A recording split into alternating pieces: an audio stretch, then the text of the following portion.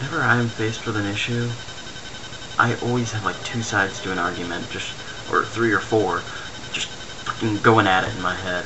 And I wanted to demonstrate what exactly goes on and how I come to my conclusions. And a good issue that I thought would exemplify how my mind works, and I'm sure pretty much everyone out there can attest to this. Like, pretty much everyone goes through this, I would hope.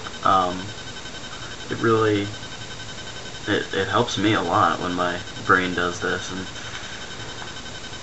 anyway, one thing that always intrigues me is when people say they are talking to God when they pray, that they are communicating with God. And my brain has gone through this. I still haven't quite convinced myself. Like, I can tell my head's alarmingly conflicted in this area, but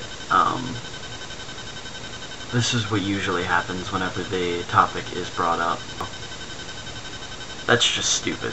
Dude, you can't just criticize someone's beliefs like that. Why not? They're delusional. How can you criticize someone for doing something that's going to help them get through the day, that's going to make them happier, that is going to comfort them so that they can face all the other things in life? How can you criticize someone for doing that? Look, alright, it can be dangerous. What if, like, look at the guards of Auschwitz. I mean, they really believed that what they were doing was for the good of Germany. They thought killing all these Jews would really help. That's what they believed. I mean, you allow yourself to start going into those delusions, and it can be very dangerous.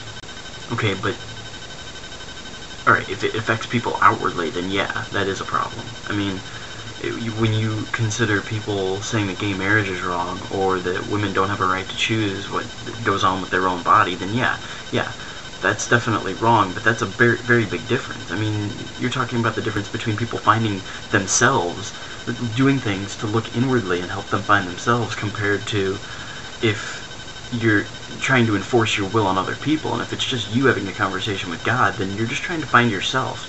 That's no different than what I do when I just sit around and think about shit.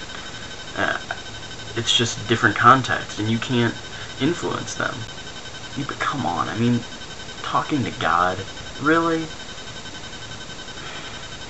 Doesn't that seem like, even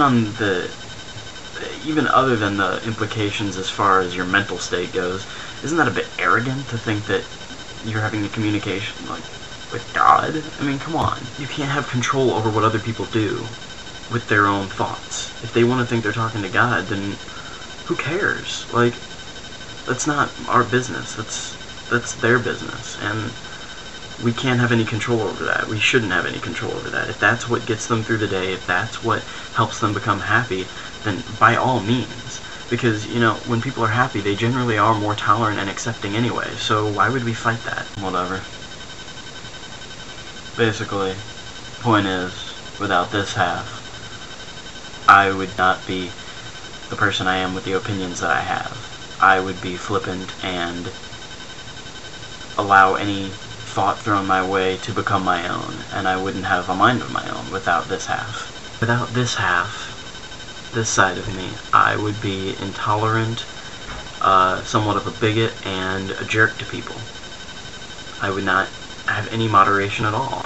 I would come off as rude and just a bad person, and I wouldn't like who I was. This side keeps me on good footing with people, keeps my social life alive by not making me a complete ass, while the other side keeps me who I am and doesn't allow other people to influence me. It checks my boundaries. It says, hey, you know, you can accept these people, but don't become like them, because you're not like them. Good stuff. The Force will be with you.